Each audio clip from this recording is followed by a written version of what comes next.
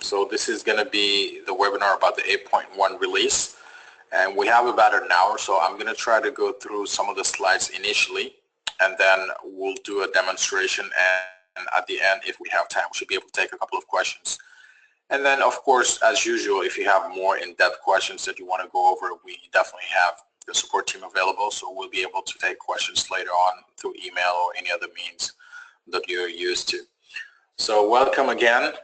This is 8.1 release, and we want to make sure we give you guys some of the latest and greatest that we just came up with this new release. So first of all, my name is Mamadou. I'm a sales engineer and lead trainer here at iBwave, and I just wanted to just give a quick introduction to myself. But again, about a decade of industry experience in building, and just wanted to introduce quickly myself. I think maybe some of you have met me in some of the prior classes I've given. But just to jump in, if you have questions, you have that chat box available, so you can send any questions you want, like I mentioned. Of course, we'll go through some of them that we can cover during the 1 hour session that we have. If not, of course, we'll take that. We'll take that after the session with the support team. Okay, welcome.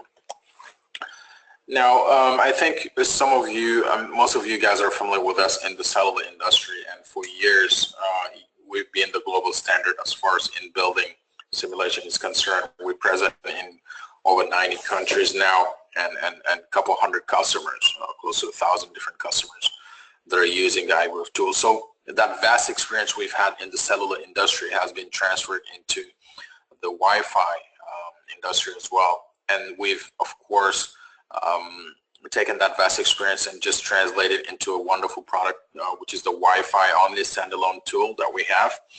And we continue to, of course, invest in it, and quite a bit of our revenue goes into the R&D, which makes us really a tool that constantly keeps evolving. We have a couple of releases every year. We keep incorporating new requests from customers, and we're going to keep evolving that tool as we go along. So just to give you a quick overview of that, and of course, you know, a good customer service is what we're known for. And again, like I mentioned, so our vast experience in the cellular industry is something that we leverage very well to introduce ourselves into the Wi-Fi industry now for the past few years. For those of you who aren't familiar, so this is what we offer as far as Wi-Fi only type of products are concerned. So first of all, we're going to be going over the Wi-Fi desktop. I'll do a demonstration shortly, like I mentioned. So this is a PC-based version where you can render 3D, you could do complete modeling. You could do the complete modeling of the building and place components, cable routing, and so on and so forth. And you can do some advanced capacity planning as well, so that you meet your capacity requirements and so on. And we also have what we call the iBwave Wi-Fi mobile, which is compatible with Android tablets or Android phones, and it has multiple functionalities, and it allows you to do designs as built right there in the field, and you have access to the components, same components that you have access to if you're using the PC-based version. And we'll also have the free iBwave viewer, right? So if you do a design and you wanted someone else to be able to open that up and look at the design and run a couple of simple reports that are available. So this is, again, free viewer that we have for the tool itself. Now, mentioning the iBwave Wi-Fi mobile as well as the iBwave Wi-Fi PC version. So we just wanted to give a quick word for those who aren't familiar with it, just to make sure they understand that there's a collaboration capability between the two, and in fact, that's actually what we envision combining the two to have a more seamless type of cooperation. What we mean by that is, if you have an iBwave mobile version subscription, you're able to do some of these as-built designs in the field, and you could perhaps pick up a lot of different data that you think is going to be critical as far as getting a final design approved or final design conceptualized. And what it allows you to do is to grab all that data, do all that as-built design in the field, and you're able to send it to the cloud. because these two are connected with what we call the iBwave Unity Cloud. So through a server, you can just send this automatically, and someone sitting on their desk can have all that information that you've collected, maybe even the preliminary design that you've done in the field by identifying the proper locations for the antennas, the proper locations for cable routing, and so on. And you could feed that to whoever is sitting on their desk and wanted to do a final design using the PC version.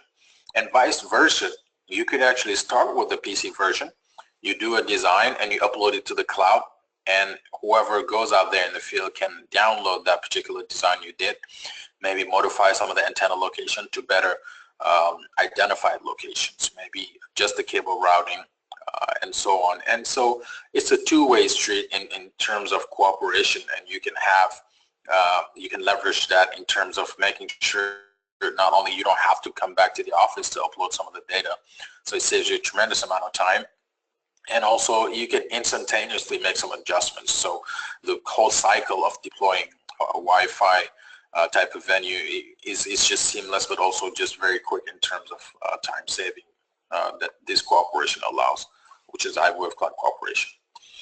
Now, we're going to spend the bulk of our time talking about the new release here. We've made quite a bit of changes, as you'll see, especially on the user interface. And for those who aren't familiar with the product, so we have several capabilities that we're going to talk about, such as the documentation and reporting, maybe the costing and validation that we have, those capabilities that we inherently translated into this Wi-Fi only version that we've, of course, perfected in the cellular industry. And like I mentioned, so this is an easy and quick way to assess the network's performance, because with the iBwave Mobile you have capabilities of picking up Wi-Fi signals and then do some sort of survey with it, so you can quickly capture the site's overall signal reception level, and you could create a design on site like I mentioned and send it via the cloud, and very easily cooperate with whoever you have on your team for the final validation of this particular design. Okay, we'll talk a little bit more about that.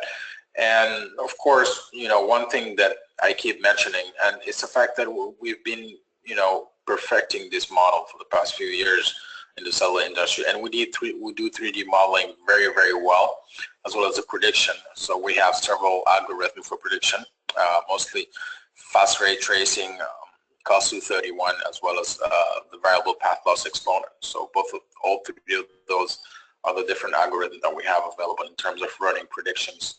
And we've added a capacity planning capability, and I will do a quick demonstration of that.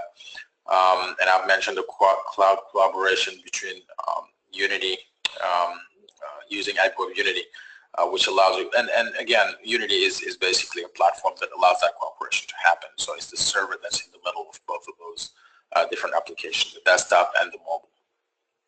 And of course, you could do a complete network design, right? And you can have the cabling properly assessed and completed, and you will have the proper length of the cable.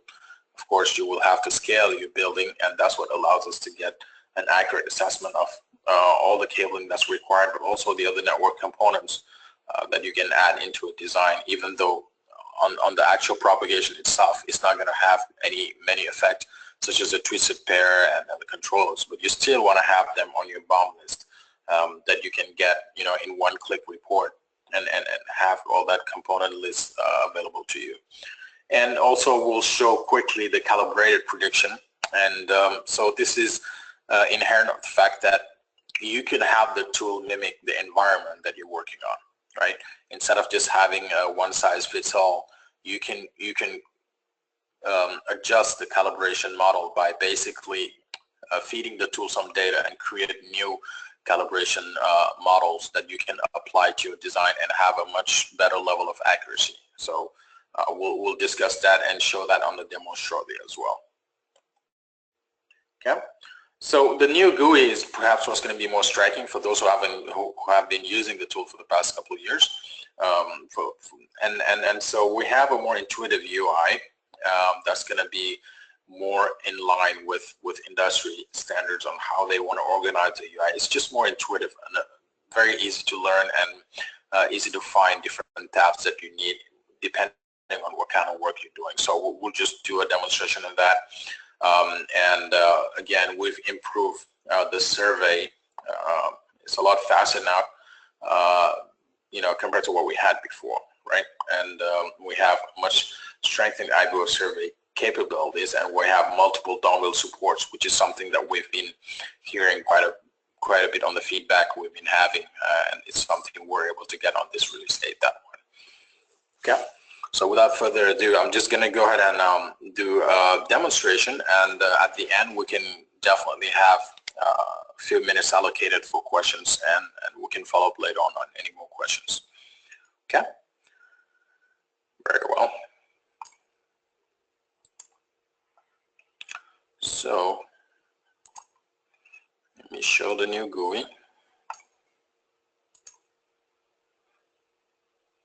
All right. So when you launch the tool, so very similar to what we had in the past. So you have, you know, some of these tutorial videos available. So we always have these that people with access to the portal can go into and learn and understand some of the new capabilities we have, such as the new capacity maps, new map that we have, how to generate reports, and so on. And so we have a very nice list of tutorial videos that you have available. So this is just, you know, the initial page and on some of those capabilities. Now, of course, this is a little different than what you're used to if you've been using the tool in the past, but you will see that it's a lot more intuitive. What we can do is perhaps open a sample and go through very quickly, and we can go very quickly through the new UI. And so that's what I'll do here. So again, you can open a sample project that comes with all the tools, and you have them available, you know, for reference purposes. Okay. So we could look at this example here, for instance, and if we come here and we look at this, so this is a little bit different. So if I start from the beginning, so we have organized it in a way that you have different tabs that you can just focus on. So for instance, if I go to the File tab, so this is going to allow me to save and look at the different revisions and export the project and so on. But if I look at the second tab here, which is the Home tab, right? So what I have here is a typical list of buttons and menus. So you could look at the properties of that particular project by clicking on Properties here. Right? So this just shows me maybe the parts ID, using the units for all metric, imperial. You can look at what kind of propagation algorithm you have as default, and so on and so forth. So very similar to in the past, but organized differently. So on the Home tab, you have these basic shortcut menus. Now, if you wanted to do some building modeling, right, so you have a tab dedicated specifically for that.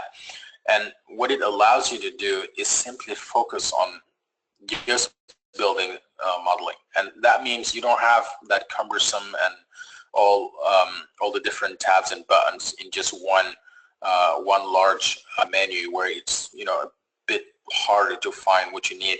So here, if you're doing building modeling, so you know that everything that you need in order to complete that building modeling, it's right here. So you can create a new layout plan. You could start importing walls. You can draw inclined surfaces. You could simply split or rotate what you need. You could import material from here, and so on and so forth. And you can create a new building and so on. So the way we organize it is that, you know, you focus on one thing at a time, right? And everyone who's done a design knows that having the building properly modeled is a big part of the job, and a very important part of the job, because you have to have that accurately built in order to have accurate simulations. And so perhaps your first part, or maybe even half of your time, you will spend that doing the building modeling. And so this simplifies that process. And now when you're done with that, perhaps the next thing you want to do is focus on maybe the access points. How do you want to do the channel assignment, right? You want to make sure you avoid co-channel interference as much as you can. So we have an automatic Wi-Fi channel assignment that's going to optimize that for you automatically. We also have the access point placement that you can use to place components depending on several criteria that you put there, such as the reception level, what kind of density that you have, what kind of overlap you want to use for that.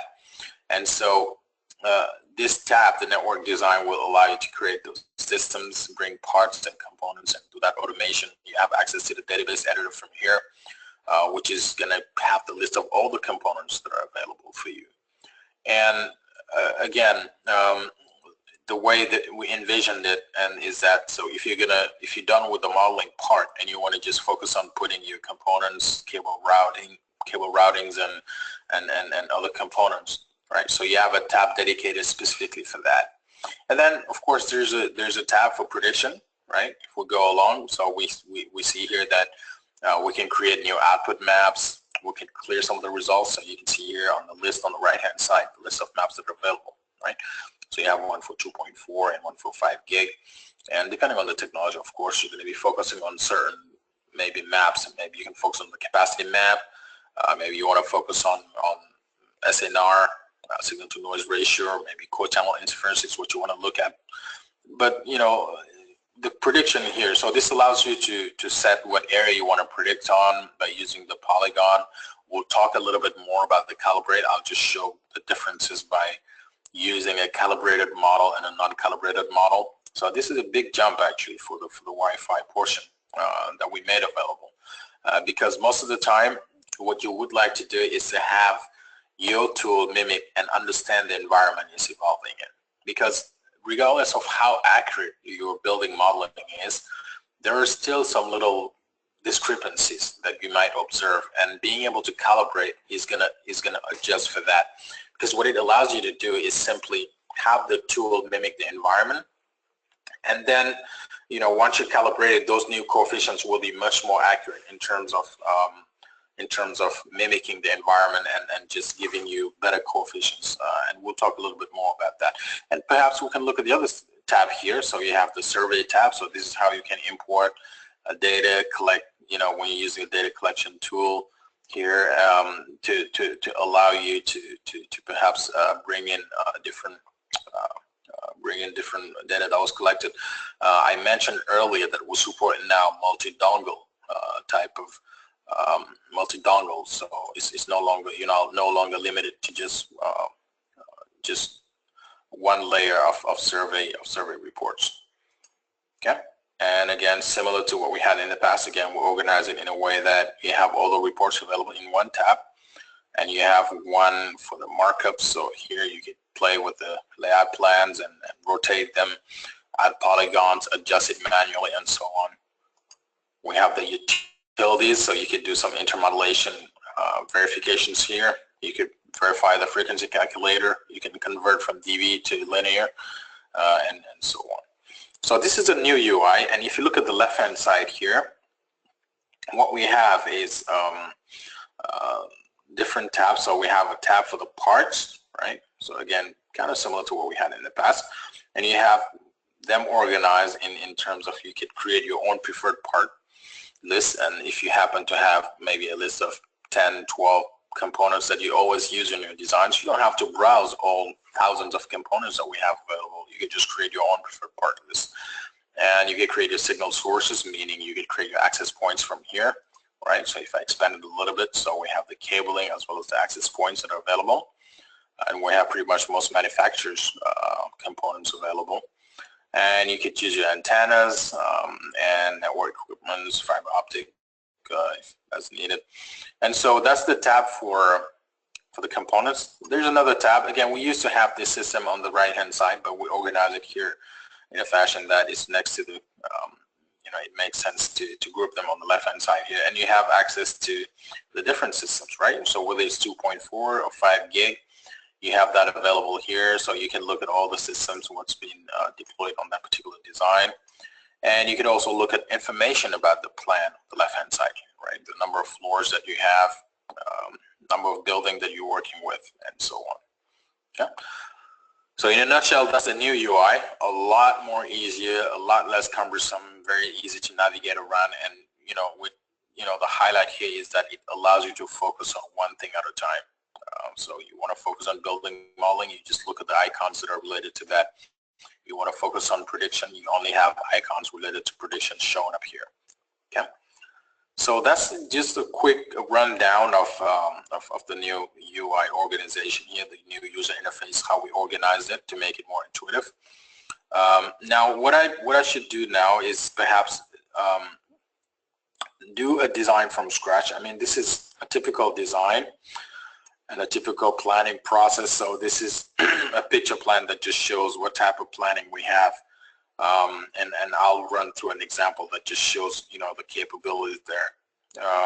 If you look at the floor 1, for instance, right? So you have your floor 1, and you have different maps that are available. If I look at the prediction here, so you can run a capacity map and see where you're failing to meet your capacity requirements. You could create different zones that have different requirements. For instance, you could have a conference room that has a capacity, a maximum number of people that can attend in that capacity, in that conference room, maybe 20 people, and you could put that number in there, the number of people you're expecting. Maybe you have a cafeteria on the left-hand side here.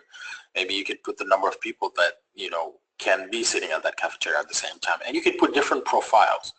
What I mean by different profiles is, if I go ahead and just look at this, so again, we're looking at the new capacity performance calculation here.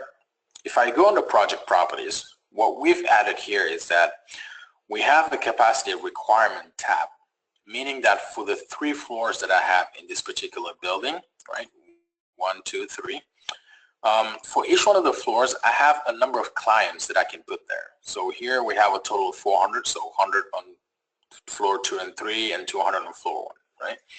And if you look at here, it says the profile is a hotel, right? And that's exactly what we have. I mean, this is a design for a hotel, but if it was a hospital, right, we could put a hospital. And you see here, they have different profiles. And if you look at the profile for this particular one here, which is a hotel, you see that for Wi-Fi, perhaps it requires 182 kilobits per second as far as, you know, the data rate that's required for Wi-Fi. And different profiles will have different requirements. Now, the good thing is you don't have to stick to these. You could create your own profiles depending on what the target throughput is and what the percentage of cellular users will be, right? In this case here, we assume that only 10% will be using the cellular network to navigate, to get data, and maybe the other 90% will be connected to the Wi-Fi. And if you look at the capacity definition here on the bottom here, right, you will see that we can define what kind of scenario we have. We can look at the market share. We could look at the airtime utilization, and we could create new user profiles here. So these are the list of user profiles that are available that I looked at here when I looked at the capacity requirements. So you could create as many as you would like to, and you could put the throughput that's required on Wi-Fi, and the usage, and also you can see the subscriber service here, the streaming services and so on, with the burst rate, duty cycle, and average data rate. So you have an extensive tool that allows you to create different iterations that are going to be adapted to the environment that you're designing for, right?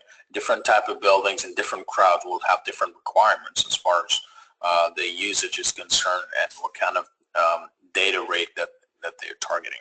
So that's what the new capacity tool allows us to do. So really base it on the environment and have a much better picture of whether or not we'll be able to meet those capacity requirements. Okay. So that's part of what we wanted to show here. Now, one thing we can look at also is perhaps do a design from scratch and just show some of the 3D capabilities. And I mentioned also that with this tool, we're able to do predictions on inclined surfaces, which is quite unique actually, and we're the only one that really have that capabilities, at least for now, to do those inclined surfaces prediction, which is very, very important when you're doing a stadium design, right? And more stadiums are requiring Wi-Fi deployment there, and it's quite critical to have that capability and be able to accurately predict on inclined surfaces. Now, what we can do is perhaps create a design from scratch and just show how simple and how quickly we can just create some of these some of these projects. So let me go ahead and create a new project from scratch. So we'll just call this demo 1. And so as soon as you click on the name, it just creates a floor plan here. So we'll have to import one. So you have the layout plan created. You have a design plan that's empty. So very quickly what I can do, so first of all, I'm going to say I'm on a building modeling. I'm on a building modeling phase. So I'm going to come to this tab where everything that I need to do my building modeling is right here. Okay.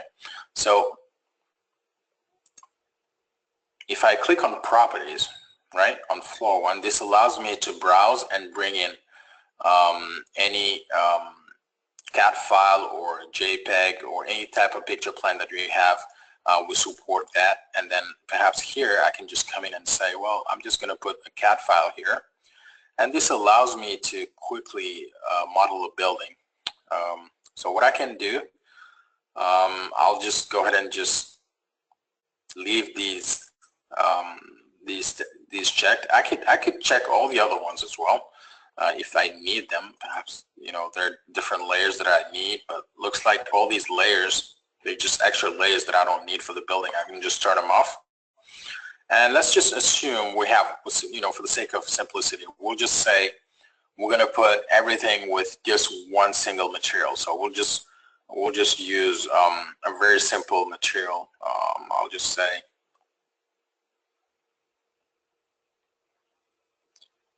we can just put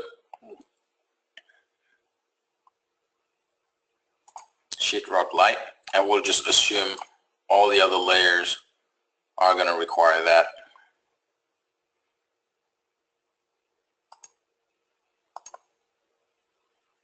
And we could do drywall for these.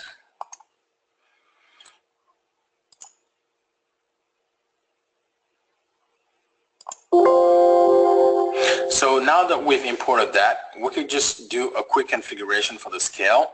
So I'm just going to assume this is from here to, again, I'm on the SI system, but I could do imperial if I needed to. Okay, we'll just assume this is 20 meters. And now that we've done that, we just have our first floor plan completed here. So we have all the material. Okay, I can zoom out, and you can see that all the material is there, and what we can do perhaps is draw a horizontal surface, right? So we need a horizontal surface to differentiate between floors and through floors and so on. So let me just do that quickly. So I'm just going to choose perhaps concrete cement for that, and I can just quickly draw my horizontal surface here.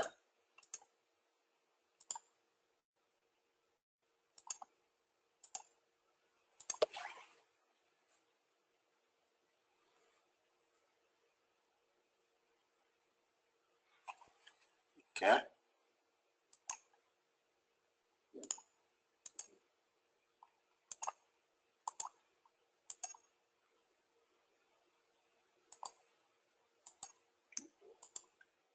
And so very quickly I have my horizontal surface.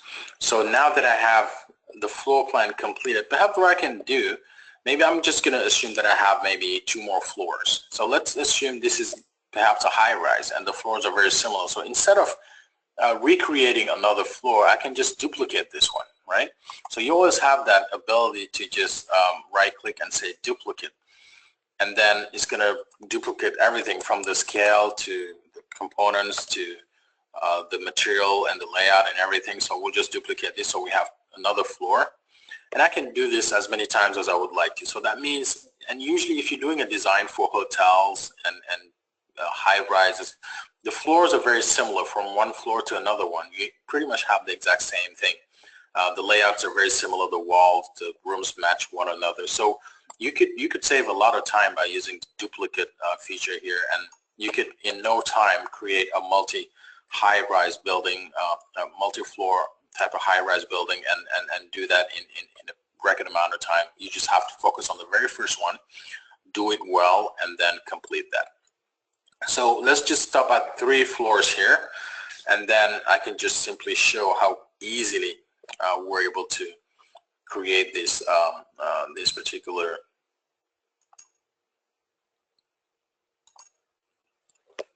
floor plan and the 3D building.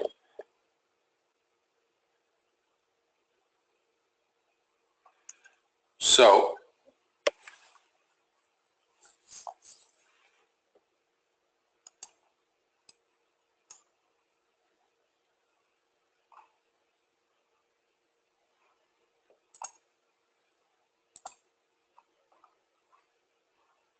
we'll look at here, we have a 3D building, and again, you could play with the wireframe and show the actual material by turning off the wireframe there. And you can see here that I created this 3D 3 floors in just very quickly, actually, you know, not wasting any time, because this was a CAD file. And you can do the same thing for a picture plan. You simply have to draw them manually, and more often than not, you know, it might actually be as quick as this one, as long as you have a clean floor plan. So let's just assume we have this floor 2, and we just want to place a couple of components here and run the simulation. So on the parts, right, you can just click on signal source. So we'll just do an access point here. So we'll just play we'll just put one component there, one access point. We'll do a 5 gig design, a 5 gig Wi-Fi. And so that means I'll just pick the very first one that I see here, okay? I'm just going to grab this one and make sure I load the output power. And depending on what region you are, the power is limited. So this is the EIRP, including the antenna gain then, so isotropic gain. So let's just say this is just 10 dBm for the 2.4 gig, and we'll just do also 10 dBm for the 5 gig. Okay, and let's just assume we have that component right in the middle of this floor, and we have channel 36 and channel 31 and channel 1, right, for the 2.4 gig. So you can very easily just, you know, first of all, we'll define this area right here to be the prediction area. So we're going to be predicting on this exact contour that we drew with a horizontal surface. And with that, you can just quickly run on this plan what type of RSSI level you're expecting, and it takes you just a few seconds and it runs it down. And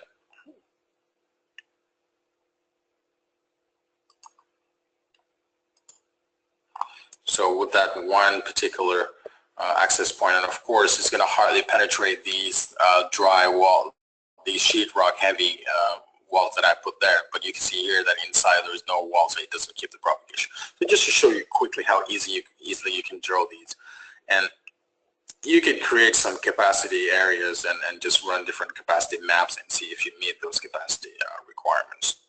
Yeah. So this is quickly, so I mean I did a simple design on that, and we can always look at that in 3D, of course, and see what kind of reception level we're looking at. Perhaps one thing you can even do, you could enable through floor penetration to find out how much of your signal penetrates from one floor to another one. So perhaps we can do a wireframe to see it here.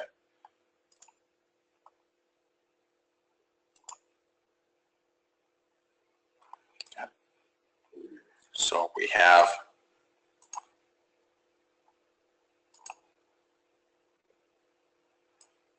right, on that particular floor 2, which is in between floor 1 and floor 2, floor 3, of course, and you can see what kind of reception level you're getting there. So very quickly and very easily, you know, I did this live. So deploying these is quite intuitive and very quick, actually, as far as deploying these Wi-Fi, carrier grade Wi-Fi are concerned. Now, one thing we can look at here, to switch quickly, change the topic. I mentioned that we have added the capability of doing calibration, and what this helps you do is have a much better accurate picture of what kind of prediction you're expecting. How do you get that accomplished? Well, first of all, in order to calibrate, you need to pick up some data, and if you look at this data that was picked up, and let me perhaps zoom in to give you a better idea what we have, right? So you look at here, you have discrepancy on the colors, which is the prediction, as well as what we're able to pick up as far as the data is concerned. So this simply means that we can have another layer of accuracy added to this by calibrating our results with respect to the data that was collected. So if we look at the calibrate here, so again, let me show the tabs. So earlier we did a modeling, building modeling tab. Now we did a networking design tab. If I go to the prediction tab here, I have several of these icons available. There's one called calibrate, right? So if I click on calibrate, right, and I look at the assigned models, there's no model that was assigned for this 5 gig design. And that means if I go into manage model, so I can create as many calibrated models as I need to. If I click on the plus sign here, I can just match the data that was collected. So here for the 802.11 and in 2.4, for instance, so you can match it with the data that was collected from that access point, and then allow the tool. So you're going to give it a name. So we can call it calibrate, cal X or whatever. And so this allows you to basically just create a new calibration. Well, we have to associate the data here, so let's do that. So it associates this data with this access point, and it's going to calibrate it to match these results. So that means the algorithm actually understands the environment that you're working with, and it's going to match that to reflect the reality that you have in the field. And I mentioned earlier, sometimes you could do a wonderful job modeling the building, but maybe you didn't take into account furnitures, maybe you didn't take into account some little black boards that are there that are going to reflect the signal differently. So having the ability to calibrate is going to offset all those little sources of discrepancies. And you could calibrate all coefficients or just the material coefficients and so on. So we'll just leave it at that. And so that means I have a new model, right, that the tool's going to use to run basically my prediction algorithm. So if you look at here, the calibrated values, so instead of the drywall having a 10.11 penetration loss, now the drywall is considered to have a 3.26 penetration loss. And you have the gamma 1, wall loss factor 1 and 2, gamma 1, gamma 2, the direct line of sight, the reflected path, the direct non-line of sight, which is gamma 3. So you have different coefficients that are altered due to the fact that you're calibrating it with that new data that you collected. So what this allows you to do is basically reassign. Instead of using the default coefficient, you're going to say under assign model. So for my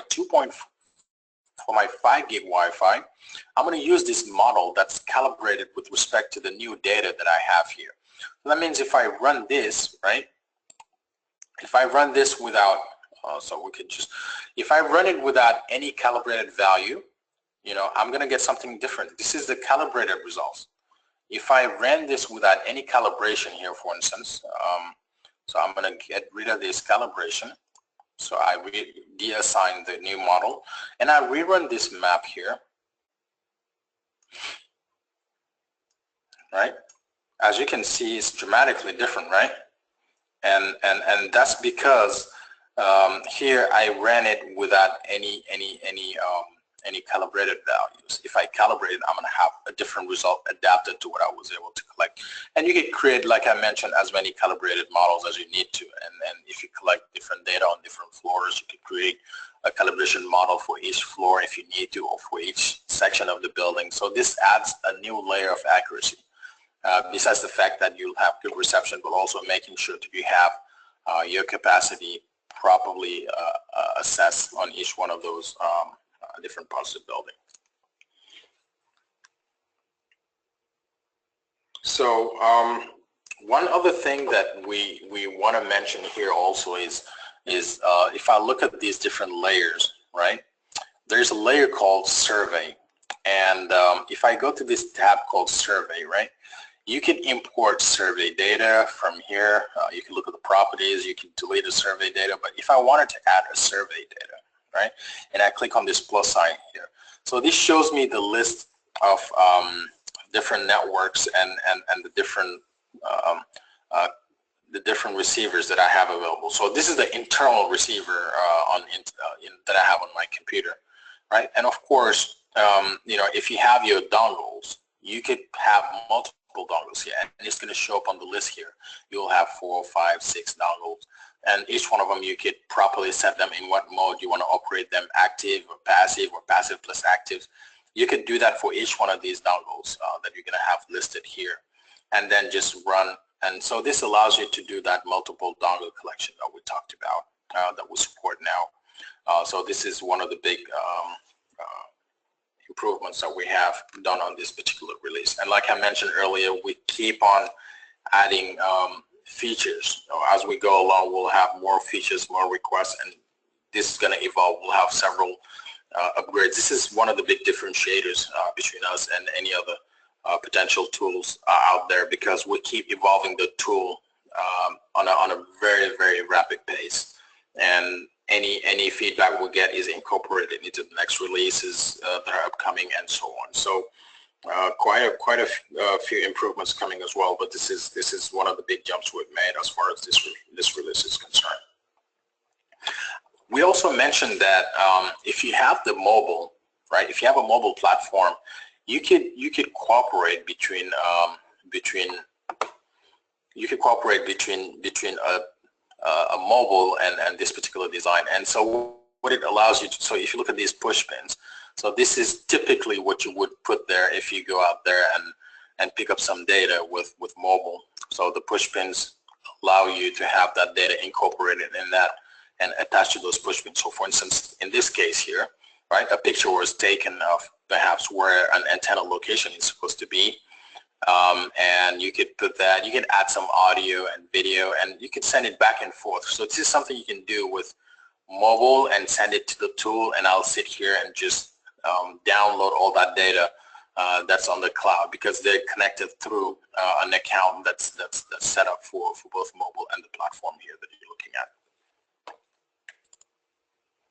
Now, if I go back to my design here very quickly, okay, I mentioned that we have this capability. If I go under the prediction, under the network design here tab, right, I can perhaps do an automation tool, an access point placement, automatic access placement. So what this uses is the VPLE, which is the variable path loss exponent. So you would have to define what kind of environment. Again, this is just a way to help you place your components, but of course you will have to validate that by running a fast ray tracing. So let's go ahead and go under project properties, and what I'll do, I'm just going to set my environment to a high density RF environment with a variable path loss exponent here. So I'm just going to say high density, and if I go under network design, I can just I just want to randomly place a bunch of components there depending on the target and the height of these components. So let me just go ahead and select one component here. So I'm going to select an access point from some of these manufacturers. So let's do just a 5 gig placement. We'll say 10 dBm is what we're going to get out of these. And on the source, I'm just going to turn off 2.4. Okay, so I'm just going to focus on 5 gig, and by default it's going to start at channel 36. Okay, now we have a target of next 65, and we're going to say, well, these access points will be at a 2.5 height. We'll say high density RF environment and a high overlapping, and you run this. So what the algorithm does is it just calculates, you know, how many access points you're going to need, and it found, well, this is quite a bit. Let's just do a very low overlap. Maybe the high density RF environment isn't helping, but let's find one with a smaller number. Okay, perhaps this target is a little too high. We'll just do next 75 and run this. So it says you need 11 access points, and once you say apply, what it does is it just places them over here. So we'll just say apply, and it just places those access points automatically for me. And if I zoom in, you will see that they're all having channel 36 for this 5 gig Wi-Fi. Now, of course, it's not a good thing, right? We don't want to have all of them in the same channel, so that's just going to create co-channel interference for me. So what I have available is what we call the Wi-Fi channel assignment. So if I click on it, I'm going to have a tab open here, and this tab allows me to focus, okay, on my 5 gig band here, and I can say, well, these are the bands that are available, so I'm just going to say Uni 1. Okay. So these are the 36, 40, 44, 48, and then 52, 56, 60, and 64. These are what's available as far as channel shuffling is concerned for this particular part of the 5 gig band. So what I'll do, if you look at here, first of all, you have all the current channels, right? Channel 36 all the way, right? Which is not what we want, because we want to make sure we avoid co-channel interference. So if you run this algorithm, what it does is it's just going to reassign these channels. It's going to reassign them, and you will have different channels. You know, instead of 36, it's going to give you the new assigned one here. So we'll just say run, and it automatically reshuffles them. So here you have new channel assignment here, 48, 44, 40, and so on and so on. And it uses, of course, what's available here. So once you've reshuffled your channels, right, now that you've optimized the co-channel interference levels, you can just say apply. And that's it. You don't need to do anything else, because once you apply it, it automatically goes on and change each one of these access points to the optimal channel, right? So you see 44, it's not going to have another 44 next to it. It's going to have 64 and 48 and 36 on the opposite side. So it optimizes it in a way that you avoid co-channel interference as much as you can. If we run a co-channel interference map, you would see the dramatic improvement between the different access points. And from then on, you could run your map and verify that you're meeting those criteria. So we could rerun maybe our signal strength map, and then verify that, you know, we're meeting that target of 88 or 90% coverage at NIC 75, which is what we put there for the 5 gig. So very easily we can do that.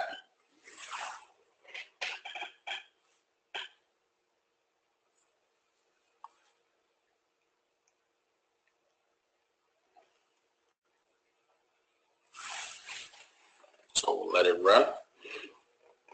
And I mentioned at the beginning that you have the capability of course, adding your controllers, the twisted pair cabling, and just like in a regular, you know, if it was a cellular application. So you will have to, of course, have your bill of materials, right? So let me just enable. So this is the reception level that we get, right? And so you could add your controllers if you needed to. So if I go on the network equipment here, I can add a controller, I can add a switch, and so on. And let's just randomly add some here. Again, we're not going to go through any cabling or twisted pair. We'll just randomly just place these and just say we have maybe one, another controller here. Okay.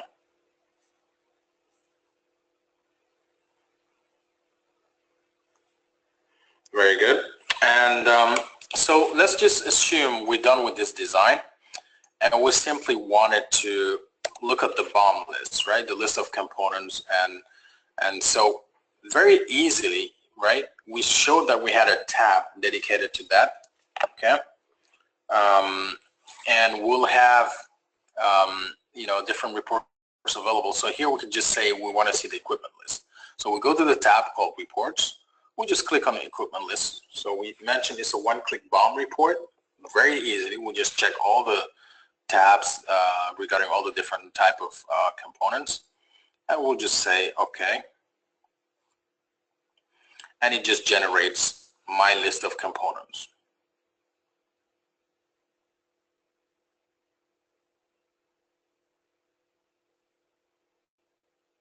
All right, so here we have 3 controls that I just dropped there randomly, and the 12 access points from this particular manufacturer, Arrowhead, and of course you'll have the description.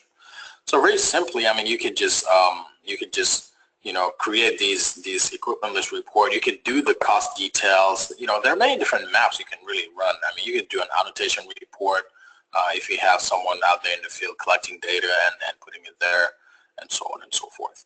Okay, so very intuitively, very easy, very intuitive. To just do a design. I just completed design very easily here on this floor 2. I can do the same thing for floor 3. I can get this 3D rendered, as you can see, as you've seen me do very quickly and very easily get that done. So we have 10 more minutes left. We can certainly take some questions from our panelists here. I'm the who's controlling the questions. But again, just don't feel limited to the 10 minutes we have for questions. So we certainly can get to it, deeper and answer any more questions you might have after the session through the support team. So just contact us and we'll be more than happy to. So I'll just take a couple of questions from Amna. Thank you, Mamadou. So we do have some questions. The first one I will read out to you is that how iBwave can simplify ensuring design conformance with mobile network operator standards and requirements. Yeah, that's actually a very good question. Operators will have different standards. They'll have different ways of measuring different KPI requirements. It might even vary from one region to another region with the same carrier. And it might even have different requirements depending on the type of building. But what you can do, what's important is that you get those requirements from those carriers or whoever you're going to do the design for, and you're going to create you could create a standard. And how do you do that? You could create basically a template that mimics all of that. If I go under my homepage here and go to properties, right, we can look at an example of that. So for instance, I can say, well, for my output maps, I have such and such requirements. For instance, for signal strength, I have a compliance of, let's say, a minimum of -75 dBm to target 90% of my building. And I can put that here. And I can go for the overlap. I can do the same thing for the maximum achievable data rate. So you could do that for each one of these maps, right? And of course, you have to do it with the KPI targets that you have for that particular operator or whoever's asking you to do that design. And once you set all of that, you have a compliance set for each one of the maps, and align with what the operator is looking for. And so that means when you run your maps, right? When you run your maps and you finish your work, you actually have that ability to run what we call a compliance report. And that compliance report is going to show you whether or not you were able to meet all those targets, whether or not you were able to meet the requirements. If not, of course, you will have to go back and just run those, adjust your design and try to meet that. Now, one other thing I just want to quickly mention, excuse me. If I go back to my properties, excuse me. If I go back to my properties here, you could have different requirements for operators, right? And so that means you could create a template, meaning that you could save all of this under a template. So you could say, well, I'm doing this for, I don't know, such and such operator, XYZ, right? And you save it. So that means the next time you're doing a design for that particular operator, you don't have to come back and do those compliance. You could just choose XYZ project settings and template, and it just fills it up with all that information that you had. Excuse me, right?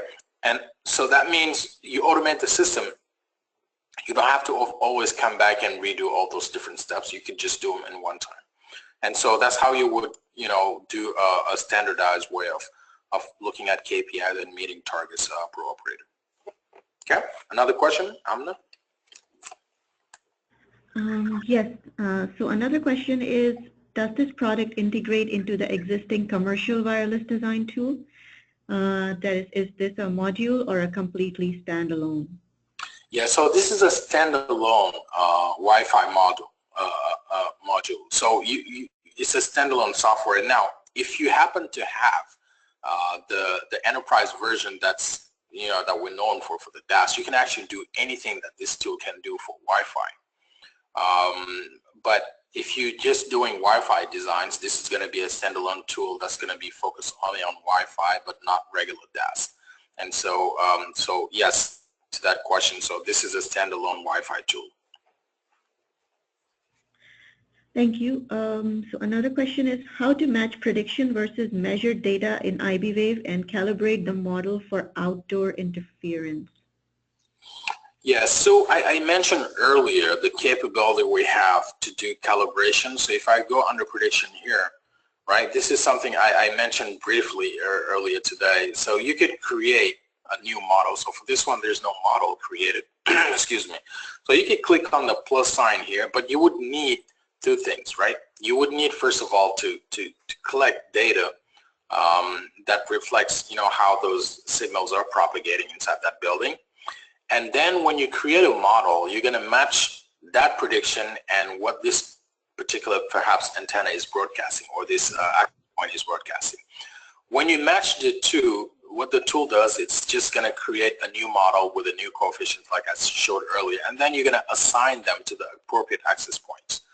That way, in a sense, you're telling the tool, you're teaching the tool how the signal propagates based on actual data that you've collected. I mean, you have to remember what you collect in the field takes precedent, is a priority, has a higher priority level because it's real data, it's a real world type of data that you're getting compared to a simulation, right? A simulation tries to mimic that environment, but if you get data, you're getting actual environment bound type of data that's exactly what you want to do, because you telling the tool, well, you predicted this, but maybe there's a 5% discrepancy that's coming from this, and this is how it actually behaves. So you're teaching the tool how the signal behaves on that building by calibrating and assigning that new calibration to whatever band that it applies to, and then rerun that. So that's what allows you to get a much more accurate level of prediction.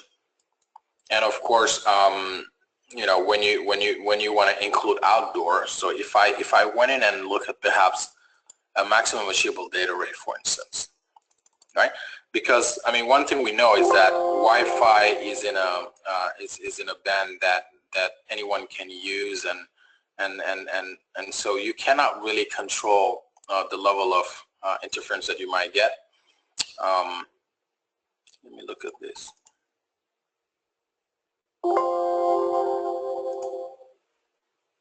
So if you look at this example, for instance, if you look at this map, right? So this is a capacity map, and of course interference is going to have a huge impact on it.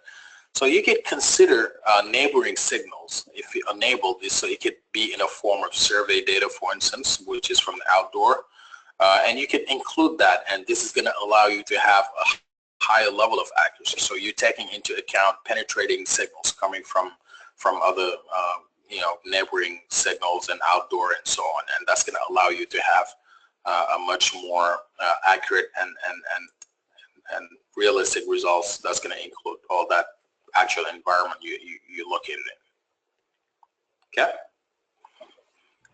I think we can take one more. Sure. Let's do one last question. So there is one. Does iBwave calculate in-building reflections for interference analysis?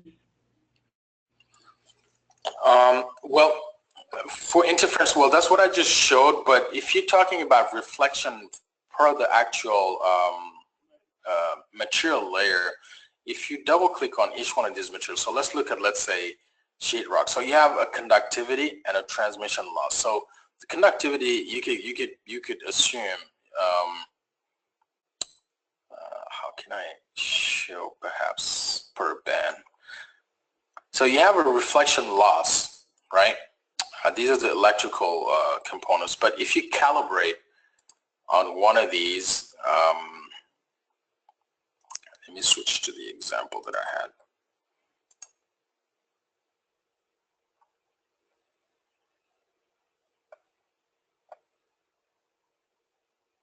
So if you look at for a particular material, so what it shows is simply the calibrated value for the transmission loss itself. The conductivity and the reflection loss, they don't really they're not taken into account only for the angle at which the incident angle you have your signal penetrating a particular material. So it's taken into account, but it's not shown in terms of calibrated values that are going to be reflected on these coefficients. Yeah. Thank you, Mamadou. I think that's all the time we have today. I just want to thank everyone for attending and remind you that we will be sending out a recording and a free trial offer for our Wi-Fi tool shortly within the next few days. So keep an eye out on that. And once again, thank you for attending. All right, thank you guys. And for those of you who have more questions, feel free to reach out to the support team. We'll be more than happy to follow up with you guys, okay? Thank you. Thank you.